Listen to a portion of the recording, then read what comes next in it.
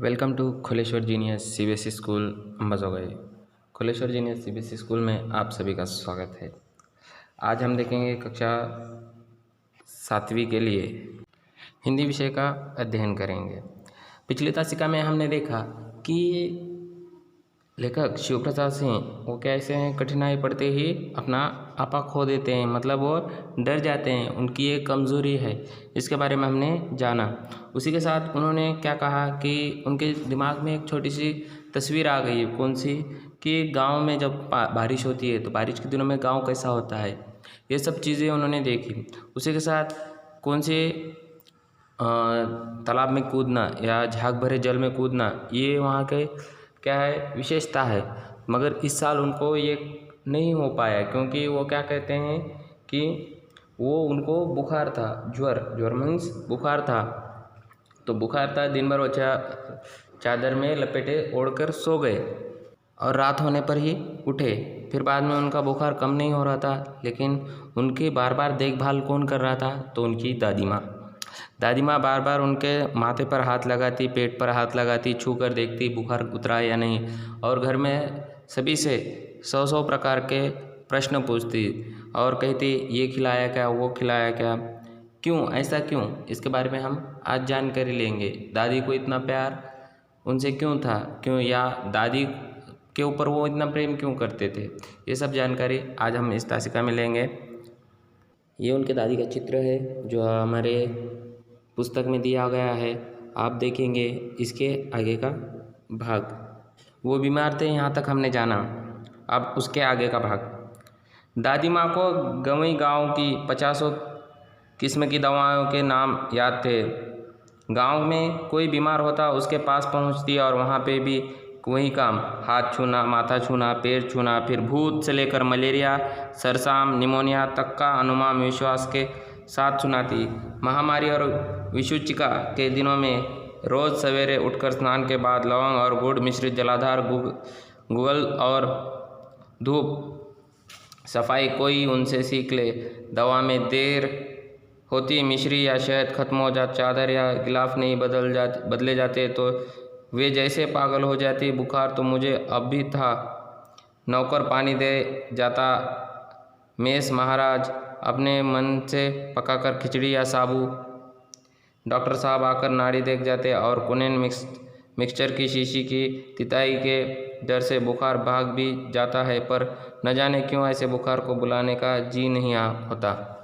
दादी ऐसा क्यों करती थी? क्योंकि दादी को बहुत से दवाइयों के नाम पता थे, 50 दवाइयों के नाम उसे पता थे, और कहीं पर भी गांव में कोई भी बीमार हो जाता तो दादी वहाँ पर भी जाके हाथ छूना, माथा छूना, पेट छूना, या मतलब उसकी बुखार उतरी या नहीं, या उसकी तकलीफ़ ख़त्म हुई या नहीं, ये देखने जाती।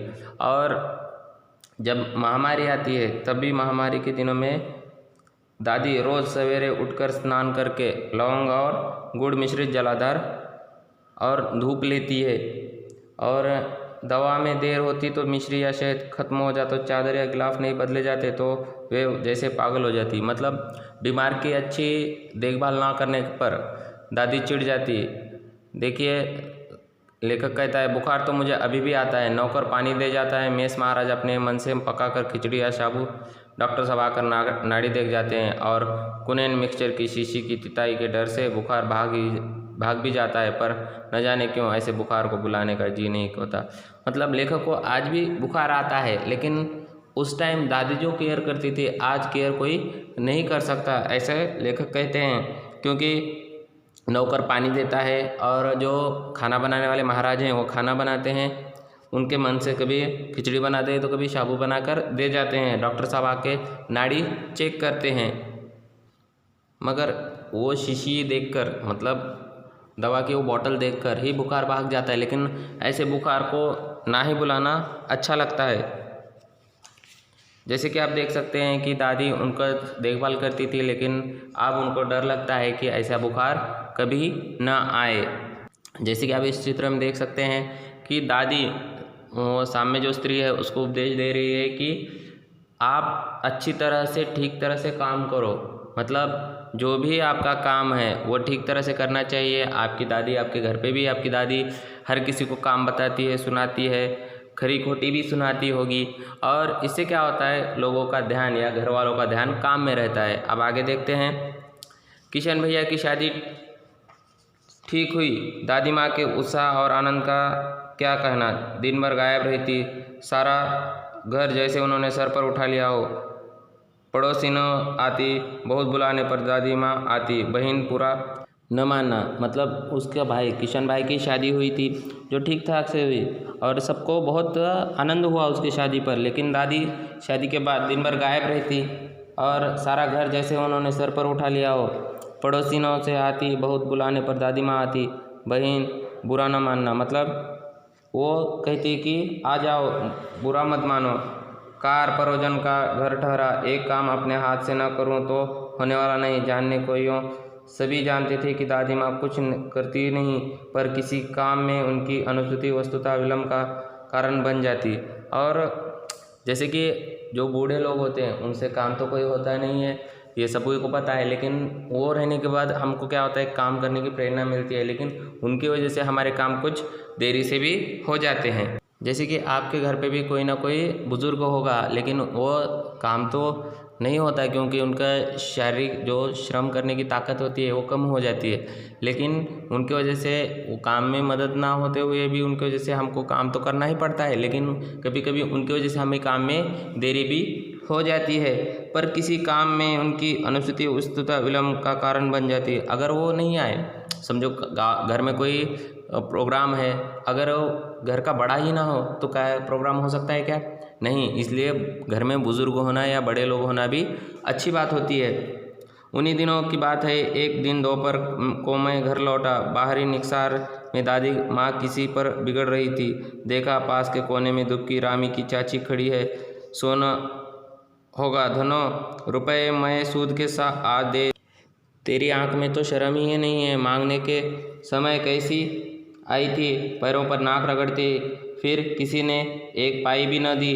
अब लगी है आजकल करने, फसल में दूंगी, फसल में दूंगी। अब क्या तेरी खातिर दूसरी फसल कटेगी? मतलब दादी जी ने किसी को तो पैसे दिए थे, लेकिन वो लौटा नहीं रही थी।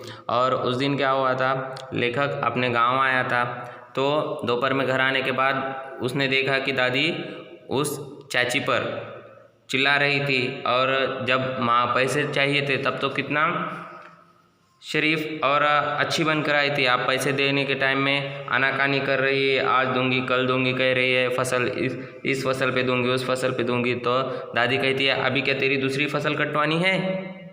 हम देखते हैं व्यवहार में, जब भी कोई हम उधार किसी को देते हैं, उधार मांगते समय वो एक अच्छा इंसान बनकर आता है और लौटाने समय वो पैसे देने के लिए आनाकानी करता है। या तो उसकी कोई मजबूरी होगी या फिर वो कोई देना नहीं चाहता, लेकिन दादी उसको खरी खोटी सुना रही थी। अब देखते हैं क्या होता है। दे दूंगी मालकिन, रामी की चाची रोती हुई दोनों हाथों से आंचल पकड़े दादी माँ के पैरों की ओर झुकी। बिटिया की शादी है, आप न दया करेंगे तो उस बेचारी का निस्तार कैसे होगा? तो वो कहने लगी कि दे दूंगी आपके पैसे, लेकिन मेरी बेटी की शादी है, अगर आप नहीं मदद करेंगे तो मुझे कौन मदद करेगा? मेरी बेटी की शादी कैसी होगी? ऐसा वो कहने लगी। हट हट, अभी नहा के आ रही हूँ। दादी माँ पीछे हट गई। तो वो पैरों की ओर झुक रही थी, लेकिन दादी माँ पीछे हट गई और कहने लगी मैं अभी नहा कर आई हूँ, मुझे छूना मत। तभी जाने दो दादी, मैंने इस अप्रिय प्रसंग को हटाने की गरज से कहा, बेचारी गरीब है, दे देगी कभी। तो दादी लेखक से कहने लगी चला आया समझाने। मतलब जब भी कोई बीच में बोलता है, जब भी कोई दो लोगों की अनबन होती है और तीसरा कोई बीच में बोलता है, तब उसको कहते हैं पता है कितना होशियार है तू, पता है अभी रहने दे, बाद में देखेंगे। ऐसा उसको टाल देते हैं। और उसी तरह लेखक को दादी ने टाल दिया और उसको वहाँ से बाहर निकाला, क्योंकि वो व्यवहार की बात थी। व्यवहार की बात में बच्चों का कोई काम नहीं होता, इसलिए दादी ने लेखक को वहाँ से भेज दिया। इसके बाद क्या हुआ ये हम अगली तासिका में देखेंगे। तब तक के लिए धन्यवाद। Have a good day, bye. आपका दिन शुभ हो।